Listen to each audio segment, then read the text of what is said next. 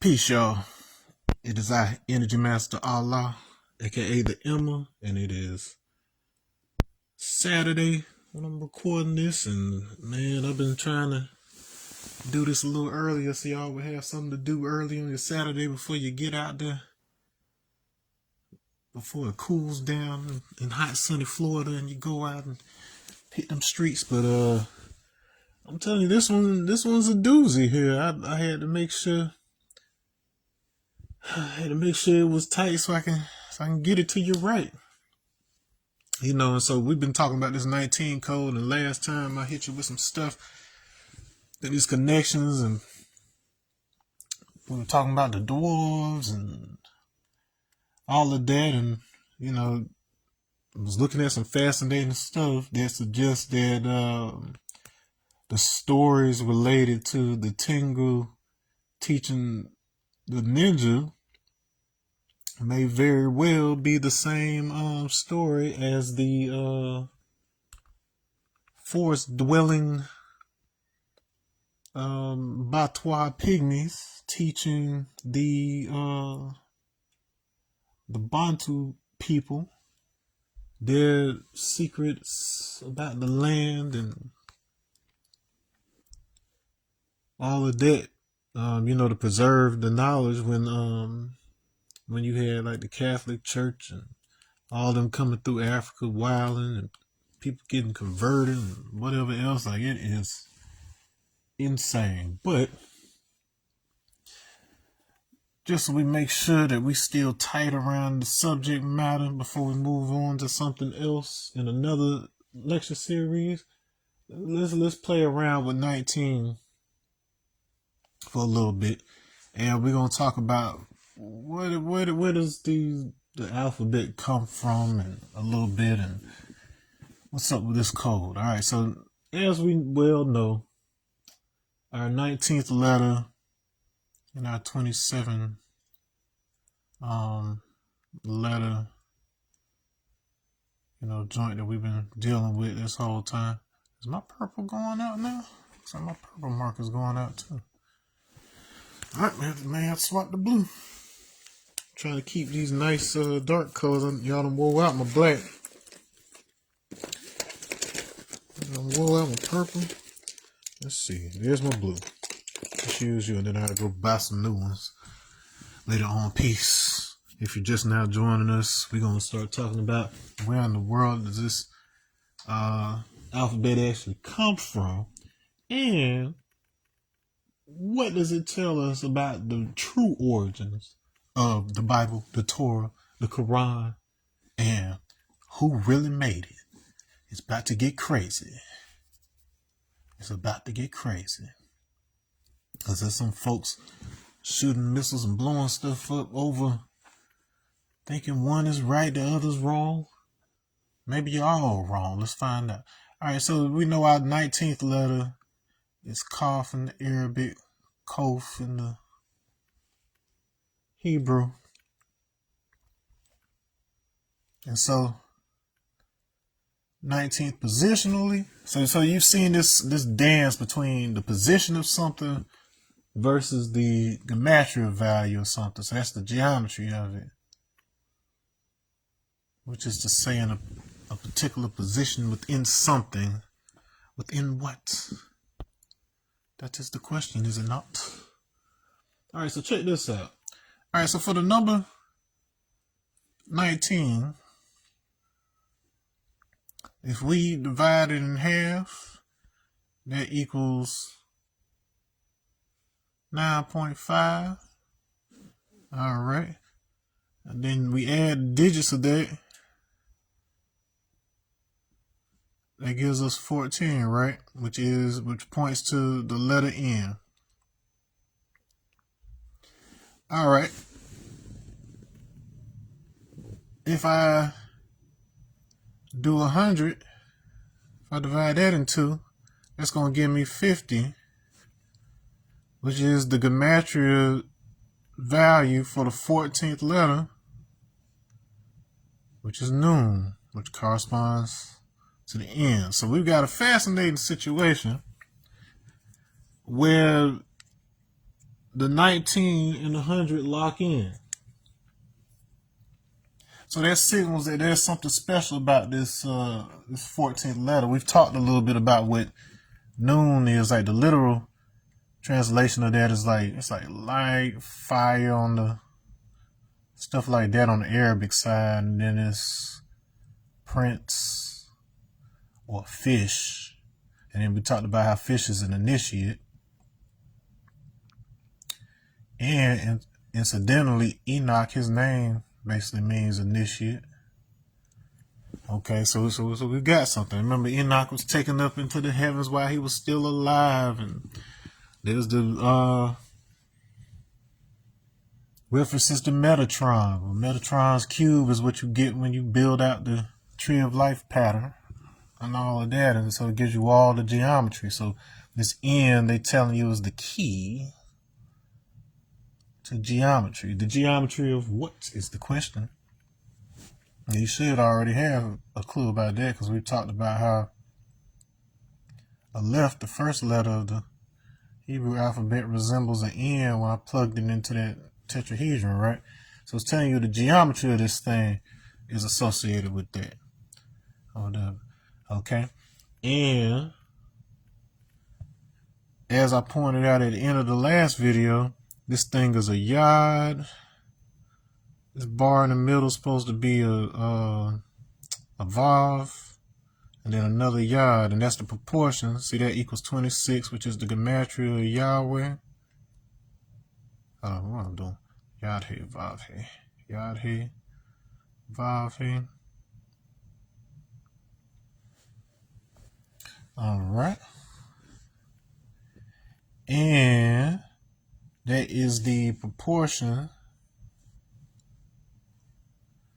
of this to this to this. So 10, 6, 10, 26. And that 26 is directly related to the alphabet. All right, so whereas on my arm going across, I have A, B, C, D, E, F, G, H, I, J is 10. Then I'm going to have K, L, M, N, O, P, which is 6. Then I'm going to have Q, R, S, T, U, V, W, X, Y, Z, which is 10. All right. And so naturally, the exact middle of this is going to put me between M and N. Okay, and so worth noting that the letter M, which is the 13th, and has a value of 40. It means on the Arabic side is like king, and I don't know if it means anything else. I had to look to see if there's something else means. But I know on the Hebrew side, it is most definitely water. So in other words, we got our fish over here.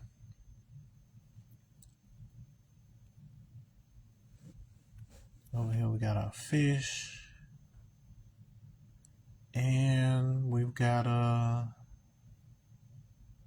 water. So we got our fish and we got our water.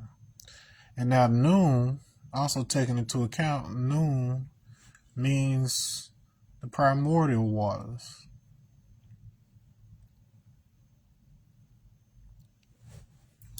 In Egyptian, which is called Nu. Okay. Nu.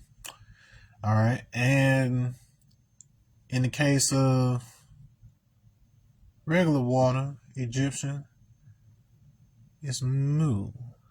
Mu and the Nu. So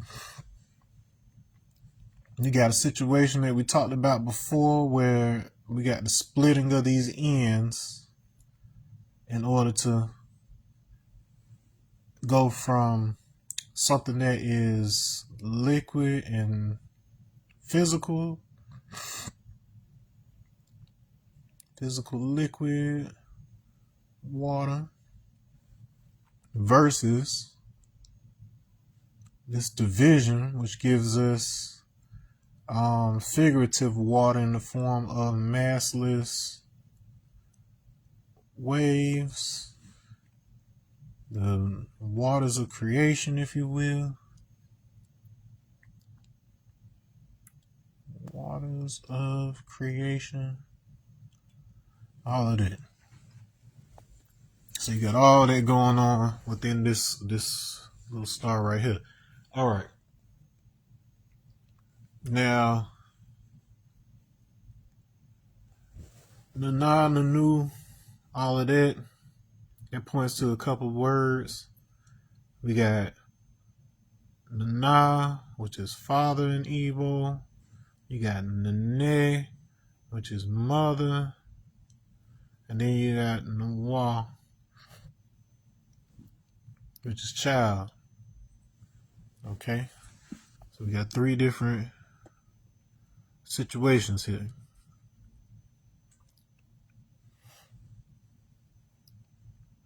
All right. So just wanted you to get that in the back of your head, because remember we talked about how Nana. So nun actually comes from so like a nun, like a in a convent. You know, the holy ladies that wear the black and white like penguins. That actually comes from the word nonos or nonos, which means the same thing as father. That actually means father. So we know that we've got a lineage here. And so the massless waves is the potential, which lets us know that we are actually talking about the father Nachuku. All right, so they're telling the same story. So our Latin, our Igbo, and our Egyptian are all telling the same story right here. All right, so Nana, and then if we go over to Sumerian, we remember we had Nana, aka Sheshki.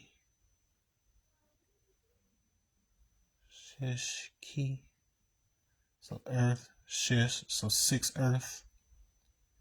6 earth. Faces of a cube. Remember that. Okay, good. And a cube also has that same 26. So 8, 12, 6. So remember from the messianic prophecy that was in Numbers 24, 17, it was around in there. All right, where it said, a star shall rise out of Jacob. All right, a star shall rise out of Jacob. A tribe, a star, a fire shall rise up out of cube, out of Jacob, because we associated Jacob with the cube. He's inside the cube. Yeah, like Muhammad in the Kaaba. All right, so that's our cube, our 8 points of the cube. There's Jacob there because that sh, which is the pronunciation of that 6. Showing us we're talking about the same thing. So we got a 6 in the cube over here. And we've got a sh inside the cube here, which is also has a value of 6. You can make that alpha if you want to. A shade becomes alpha. But anyways, remember that was either usurp, consume, bite, become hairy, pointing to both Jacob and Esau, twins. All right. And you know, the line above that 1, 2, 1 correspond to the square, and then that's Abba, which actually means father, and the father of Jacob and Esau is Isaac. meaning he laughs. So that is related to the concept of a smiling serpent as well. And remember, Isaac happened to be the one that his father Abraham was getting ready to sacrifice on the altar. So placing him on the altar, you got Jacob, you got fire down in the next one, because that's the remember the tetrahedron was in the line 4, so just keep all that in mind. All right, so altar. Okay, so we just I'm just plugging in some symbols here. We understand it, so you know what the lay of the land is. So star rises out of Jacob. We've got a cube, and we've got a star that rises out of him, and the total value gives you Yahweh. Okay, so the container and the child,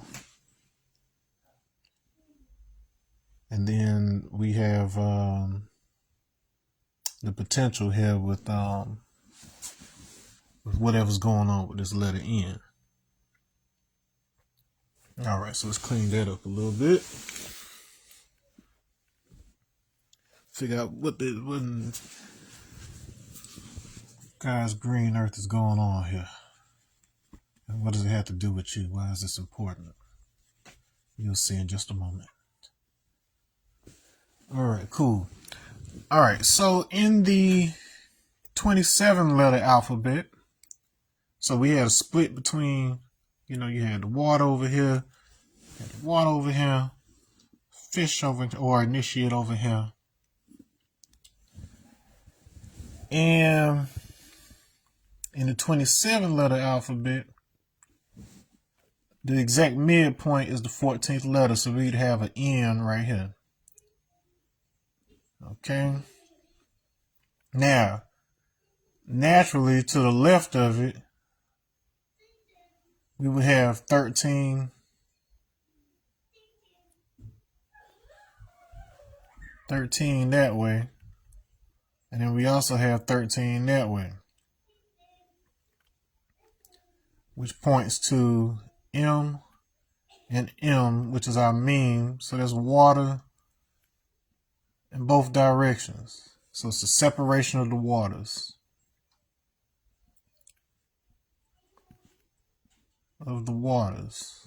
So if I got it horizontal,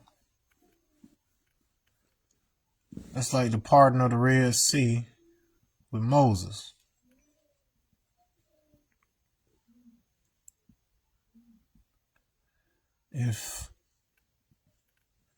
So from somewhere you got something going out to the east and something going out to the west. We talked about that in Zechariah. Was it chapter 14? Was it 14? Hold up. I can't quite remember. Maybe it was. Maybe it wasn't. But I distinctly remember it being Zechariah 14.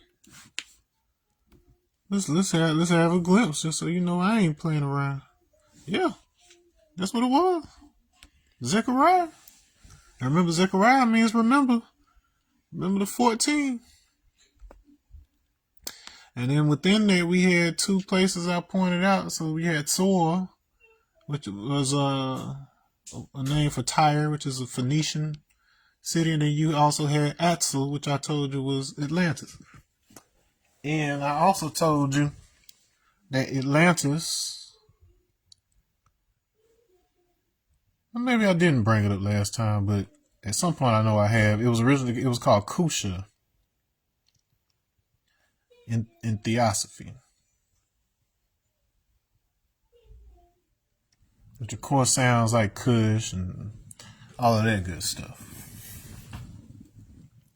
All right, so that's going to be important, because if you look at the so when it comes to the sons of Ham,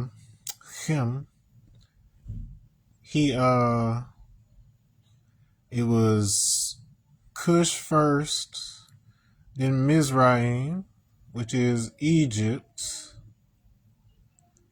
So you have the story where it says that um the knowledge that Egypt had was handed down from Atlantis.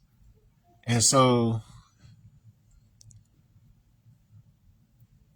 Cushi, we demonstrated, was used interchangeably with the phrase Ethiopian. Now, when the Jesuits went down into Africa to try and, they were on their conversion mission and whatever else they're supposed to be going to Ethiopia, because Ethiopia was the holdouts. They were the only sovereign Christian nation that hadn't succumbed to the Catholic Church and everything. And so when the Jesuits initially went down to Africa, they went straight to the Congo Kingdom. At the equator. Why? Because historically, Ethiopia was not just the current country. It was everything, really all of sub-Saharan Africa, but in particular, everything below the equator. So they were going on very old knowledge, like I demonstrated before, where before the pole shifts and changes and things, the original equator, when it was still was it during Pangea or was it afterward during Gondwana, where at least one of the super continent stages, everything below Marrakesh, everything below Morocco was technically Ethiopia. And just to put a nail in it to prove that this is true, so Atlantis is, of course, where we get the name for the Atlantic Ocean, and the South Atlantic was known as the Ethiopian Sea. So we've got a direct link between Atlantis, the Atlantic, Ethiopian, Kusha, and the Congo Kingdom. Okay. So this shows us that we're talking about a lineage that moved first from Kush. So from him, we then get Atlantis, Egypt. After Egypt, next brother is Put,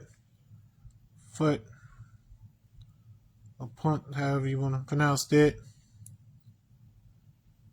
And that was Libya, which back then encompassed all of West Africa. So anything that wasn't, so if you had, so we got Africa like this. Anything that was down, let's see. I'm gonna cut this. All right, so you had Egypt, so Mizraim was up here.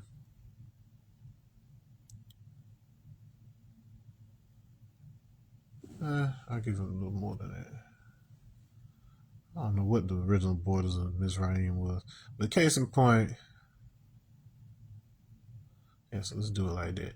Okay, so east and west. So you basically have Put over here, Mizraim here, and then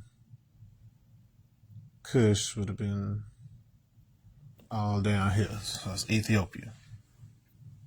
Okay, and then you had elsewhere outside of the continent in the Levant. Right there in the little crotch between between Africa, Europe, and Asia and stuff, you had Canaan. Okay, so we've got a lineage here that's telling you there was some knowledge handed from here to here to here to here to Canaan. Okay, now Canaan is through whom the Sinites arise. So that's the Asians. So we're looking at the Eurasian split. So you had basal Eurasians, and then they split. Some went toward Europe, some went into Asia. But the most important thing to understand out of this is that everybody outside of the continent got their stuff from Canaan. They got their languages from Canaan. So Proto-Sinaitic is essentially the basis for Greek and everything else. And this was basically how to put it? It was like a basic bitch version of Egyptian hieroglyphs.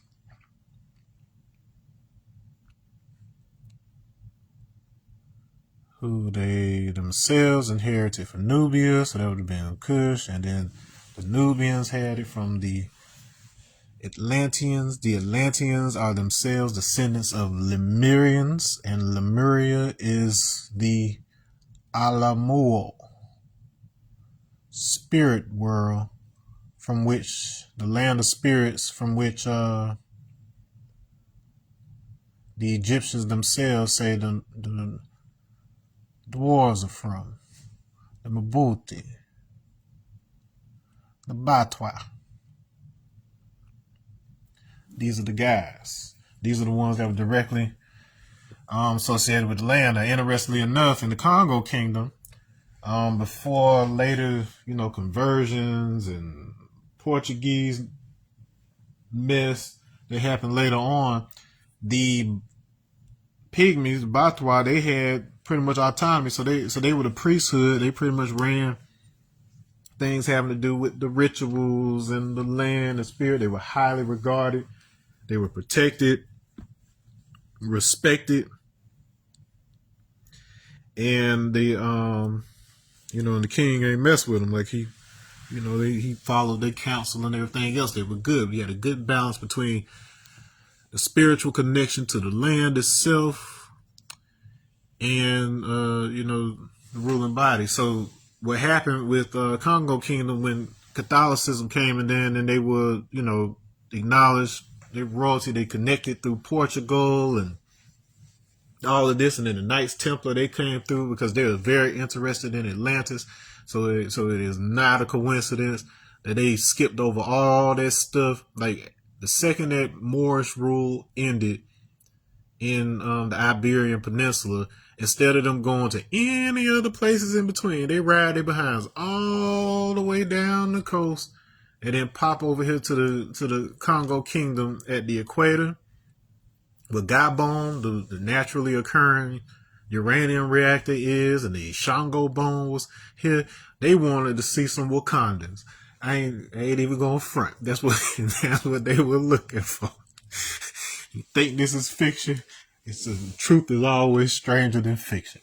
But then they brought their behinds down there. Now Ethiopia, the state, the actual nation, still stands as the only African nation that was never successfully colonized. They resisted the Italians, and the Italians were down there because the Ethiopian Orthodox Church, wouldn't give in to them. And they have the most complete version of the Bible. So there's at least 15 books them Catholics ain't want y'all to hear about, particularly Enoch, the initiate. Because if you're initiated and you have direct access to the heavens before you die, then it messes up their framework where they have to keep you in fear and guilt so that you'll keep on coming back and then paying, putting some money in their tray.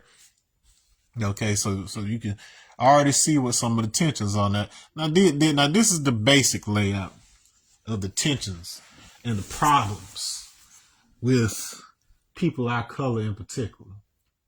It's problematic because the same reason they don't want to give you, they don't want to allow people to have birth certificates in Israel is why they dang sure don't need you knowing who you are. Because when it comes to people worried about land rights or whatever else, What if I told you there's nowhere you can go in this solar system that don't belong to us? What if I told you there ain't nowhere that you can go in this 3D matrix of our reality that you can go unless you acknowledge who was given authority on this here planet? Well, that's pretty much what we end up with. Okay, so we got a weird linguistic thing that happens specifically with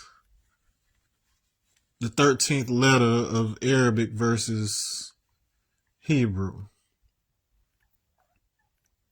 So let's pretend for a moment that the right side, that's dealing with the Hebrew definition, and this side is dealing with the King thing. Now, in the Supreme Alphabet, King is actually associated with the 11th letter, and which means to basically to hold, possess. It should be sufficient. Remember, sufficient for me is Allah. The computer. So my Palm Pilot. Palm computer. So I can know my destiny, my Akaraka. All of that is in that. It's in there. And so we got this juxtaposition between the letter K, because that's our 11th letter. That's 20. So we got two things happening there because of this. So we got this dichotomy between K and M, which gives us the word Kim, meaning black or complete, which points us again to Teth. So just remember that, Teth, which was the snake in the box. Vibration in the container. All right, so keep all that in mind. Over here, we got a situation. Because M in Supreme Mathematics, still the 13th letter. Oh, I did want to deal with this 20 first. I said that 20, if it was 20th position, it would have been truth or square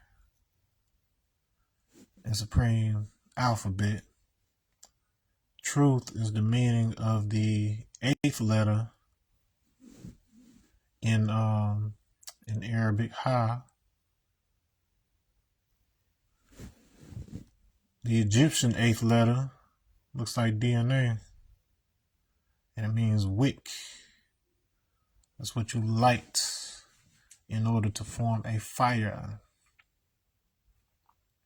which is associated with our tetrahedron. Okay. And if you remember correctly, tetrahedron adds up to 14. So we're back in our middle here. So it tells a whole story. A whole story. Okay, so anyway, let's go over here. Now, so water in Supreme Alphabet, 13th letter is Masta, which is interesting because that is the meaning of the 6th letter in the Arabic side, Wa. Okay. And so for us, that's father. So 6th letter for us is father. Keep that in mind. 6th letter. All right. And then 6th letter for Hebrew, that's like pen, spine. Okay, so you can keep all that in mind. Now, master in Hebrew goes along with the first letter, which is Aleph, which is the one that looks like an N. This geometry looks like an N, even though it has a value of 1. Okay.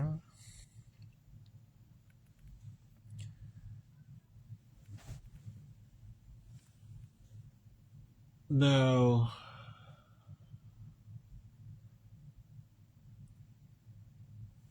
'60 says, see, do I want to do that? Okay, now I could do that. So you remember, so let's play around with it. So remember, wah wah, so was shesh, bringing us all the way back to Nana. We started all of this.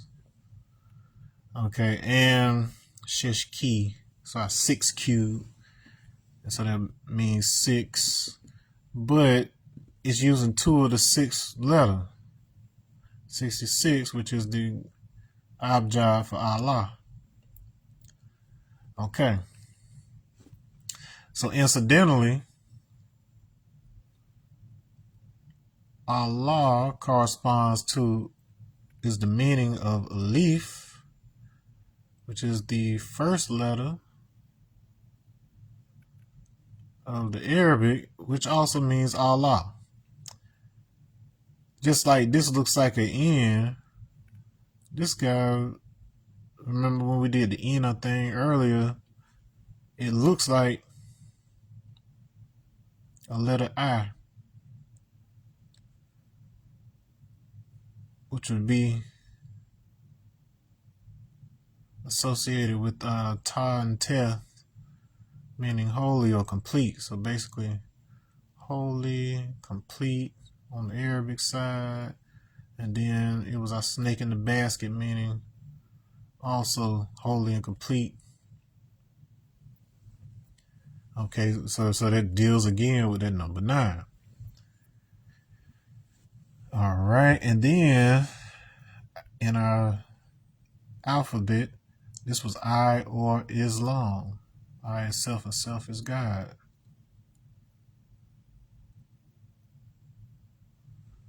And then it said Islam is mathematics. So sufficient for me is Allah. Sufficient was my computer.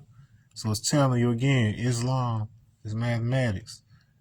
I yourself, who is yourself, who's the true identity, self or savior, is your 19th letter. We talked about that relationship between the 10 and the 9.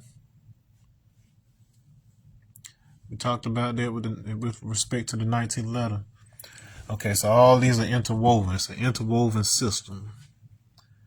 All right, so if this is associated with 66, which adds up to 12, that minus the number of lines in the cube, and then this is associated with 1, this makes a reference to Shisha, Shesh, and Shisha, who remains after the world is is a lingering vibration. We talked about that. We talked about how those two, the sum of that comes to the 67 associated with the 67 million miles away of Venus from the planet, from the sun. Venus is represented by the star, and the moon is star, or whatever. So we still all the same stuff is aligned. We got Allah here, so arm, leg, arm, head. Okay. That 26, remember that's the arm across the so in other words, Allah is the full thing, whereas Yahweh is one of the arms. Something interesting there, because I got 5 lines just like that. 26 times 5, 3, it's 130. Okay, and just keep that in mind. So, just out of curiosity, let's see what kind of things pop up from the gematria for 130.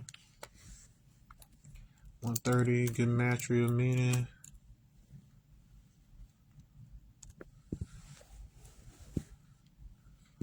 ladder. So that is the word for ladder, and lo and behold, Sinai. So I was just talking about Sinai. So Sinaitic, Proto-Sinaitic. So we got ladder and Sinai. So we've got a connection between. Let's see. It is the age of Jacob when he stood before the Pharaoh.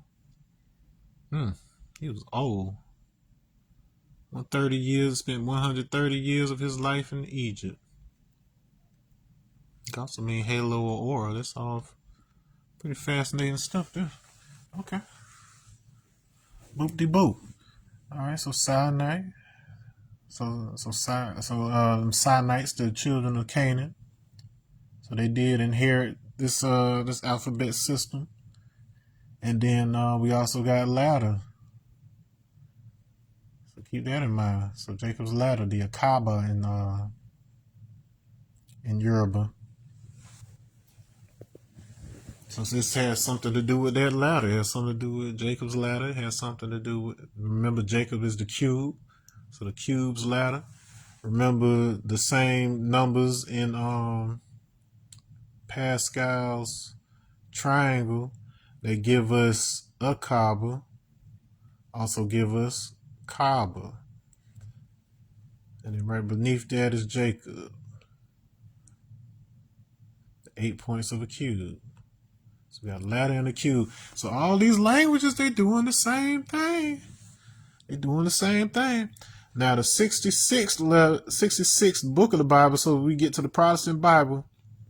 Remember the breakdown I gave you of the number of books in the Ethiopian Catholic and Protestant Bibles. Now, the 66th is Revelation, written by John. The first book is Genesis, said to have been recorded by Moses. Okay.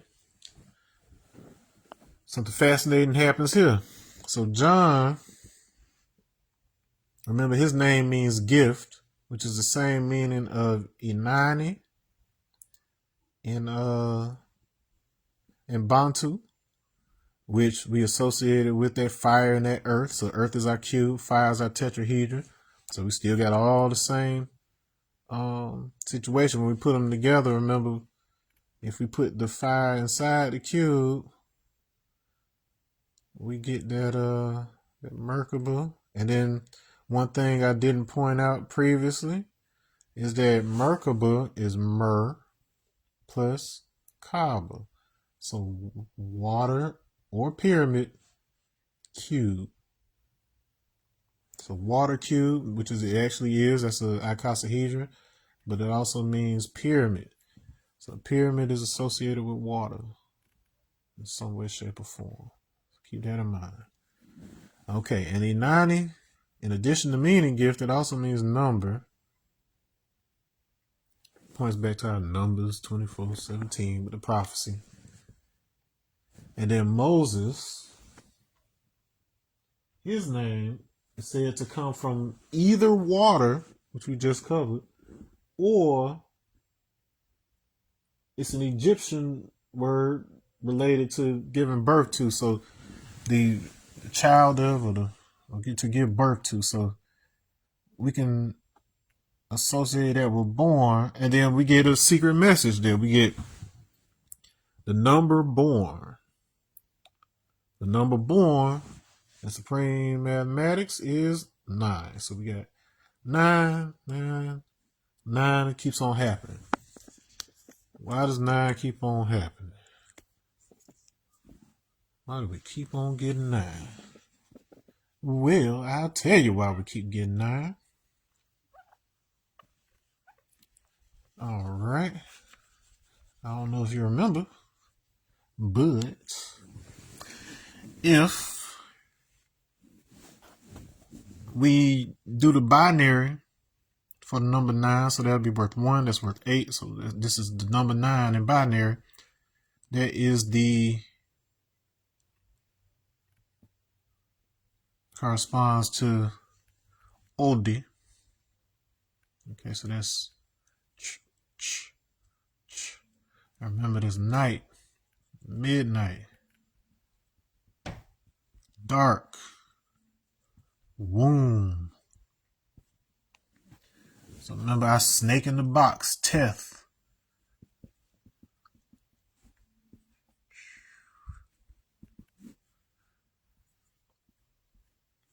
This is called the center. I forget the full name of it, but on the so in the Yoruba Isheshi diagram, the center, the Orun or heaven, equates to Alamur. So when you die, you go back to the womb of the earth spirit. Go back to the center of the cube. So the center, so if I have 27 letters, 26 of those digits, I got 8 points, 12 lines, 6 faces. That means that 27th is the dot in the center of it. So you're going back to the center of the cube, the center of the Kaaba. Okay, so all these systems, they're talking about the same exact thing. Of course, I told you Arun is also, so it's Orion, Urine, Urienu, inner poetry, for the inner whisper. Orienu, origin in the head, in the beginning equals in the head. So that's Genesis. So this is Moses writing Genesis right here. Remember the Shango bone? Had the 60-48-60 ratio, which is 12. So we got our midnight number again. 12 times 5, 4, 5. 5 plus 4 plus 5 equals 14. And 9 letters, that's E, D, E, N. So boom, it's telling you, Garden of Eden is Lemuria. The Garden of Eden is the womb of the spirit, the land of the spirits. So we back in the Congo where the pygmies came from. Everybody telling on themselves.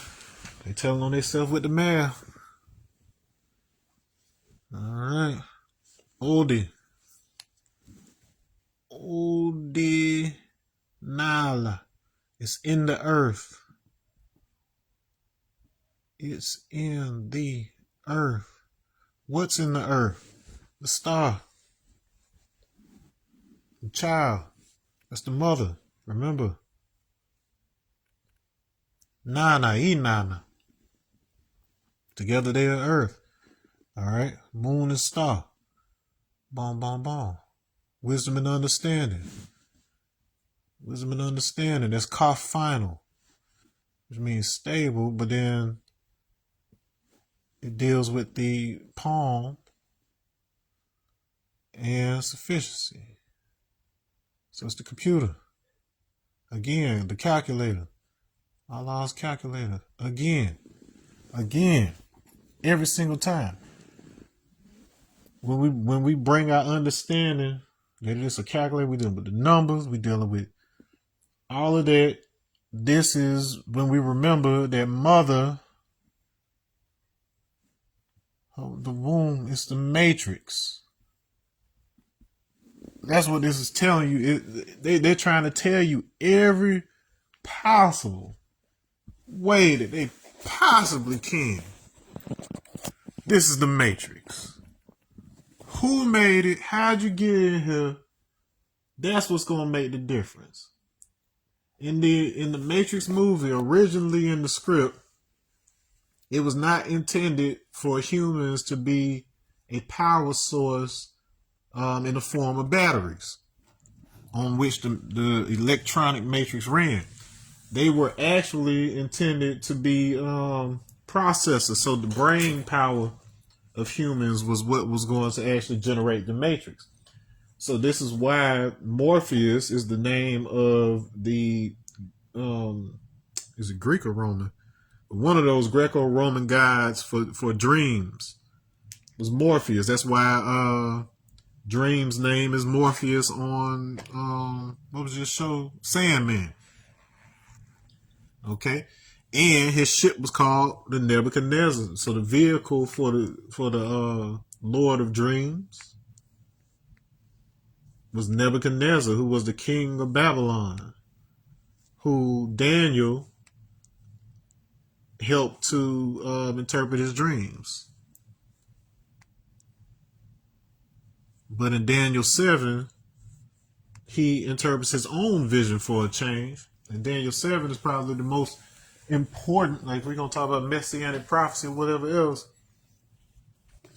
There's a lot of parallels between Nebuchadnezzar and Jesus as far as messianic prophecy goes. He was supposed to be a king that would deliver them out of their circumstance, and that's basically the role that Nebuchadnezzar set up for after he became righteous and whatnot, got over his beast life. He had a descent into humiliation that was followed by an exaltation. The same story with Jesus. He was sent to earth in material form, humiliated, and then transfigured and then exalted. So they they're trying to tell you, they're just telling the same story over and over. It is the story of how you got here, how you get out, and all of that. What is the Matrix? The Bible, the Torah, the Quran. They are themselves the Matrix. All right. I don't know how much time that covered. Do I want to actually get into the Matrix math, or do I just want you to understand how the alphabets get us there? I don't know. Do I feel like taking a break and coming back? Or do I feel like knocking it out right now? These are the questions we ask ourselves on a Saturday. Do you got somewhere better to be? I wouldn't think so if you here rocking with me. So, I don't know. Let's, what y'all say? Y'all want to keep on going? If so, somebody say, yeah. Type it in the comments. If you're out there, yeah. If you want to keep going, say, yeah. All right, do I feel like introducing this part? You know what, it is kind of deep. I was doing all this build up for some Matrix, and yeah, I would have to get into that, and I would have to get into that. You know what? We're going to stop it here. Go ahead and process that last part, and then we'll come back for 5.2, because I am going to get into how the Matrix actually works, how you read it. We're getting to the evidence of who made it in the first place. Why? What is it used for?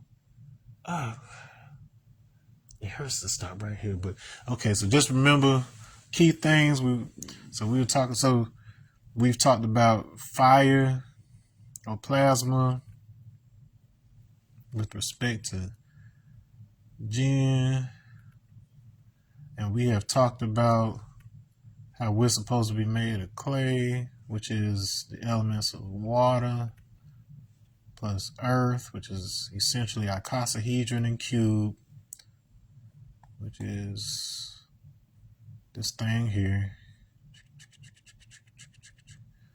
All right. Put another one inside of it. Boom, icosahedron, so water and cube or whatever. So we basically have one of these inside of us or whatever that we have to train and civilize. You worried about civilizing somebody else? You got to save self first. That's what the 19th degree tells you. All right, and so then we've got the container for the water, and that's our womb. And so we're going to talk about the Matrix. We're going to get into the actual numbers of the Matrix, how this universe is constructed, how we are the filter that actually projects it. So we're used as the rendering software, if you will. So it's just a bunch of information floating around, and then we are the ones that are being used in order to shape it. We're shaping the clay of this universe. We are the hand of God. That's why we have this 5-point design. We shape like a hand. You got 5. Your head is a finger. Your arms and legs are fingers. You are the hand. That's why they call us man. Because manus means hand. Okay? So keep that in mind, and then I will strike it up. If I feel like doing another one today, it's kind of late. I don't know, we might just do it in the morning. I will, but get ready. Get your math and cap on, because I'm about to explain all of them, tell you where the Torah came from, Quran. We're going to talk about some Anunnaki stuff, who it really is, who made white people, because it seems like a lot of our troubles came about when they came. And then what can we do about them? Do we let them come and hang with us? Do we send them off into space? Like what does the scripture say? What does the math say? You know, you already know that if you're dealing with me, the story's gonna end in peace. Like what's gonna bring about peace to the planet Earth. But one way or another, it's all coming down to the grindstone here. I'll see y'all in a few. Peace.